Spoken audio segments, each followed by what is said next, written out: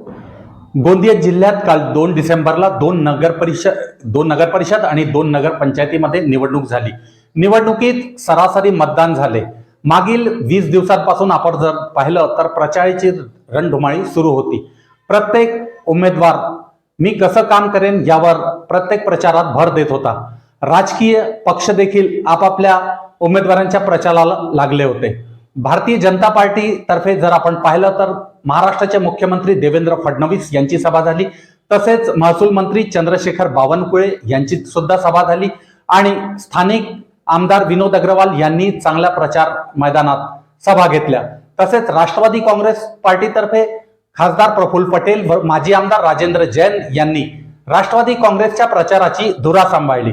शिवसेनेचे महाराष्ट्राचे उपमुख्यमंत्री एकनाथराव शिंदे यांची देखील गोंदियात सभा झाली। तसेच काँग्रेसतर्फे आमदार नाना पटोले व माजी आमदार गोपाल अग्रवाल यांनी सुद्धा धुरा सांभाळली। तसेच जर आपण एकूण राजकीय वातावरण पाहिलं असता सगळेच उमेदवार आपापल्या विजयाचा दावा करत होते। मी कसं काम करणार, गोंदियात देखील डम्पिंग यार्ड, कचरा व अनेक प्रकारचे या निवडणुकीत मुद्दे गाजले। उड्डाण पूलचा देखील मुद्दा या निवडणुकीत चांगलाच गाजला। जर आपण पाहिलं तर प्रत्येक पक्षाकडून ऐनवेळी तिकीट नाकारल्यामुळे अनेक निर्दलीय उमेदवार देखील मैदानात उतरले व त्याच्यामुळे देखील समीकरणे ची जुळवाजुळव करण्यात अनेक पक्षांची दमछाक झाली।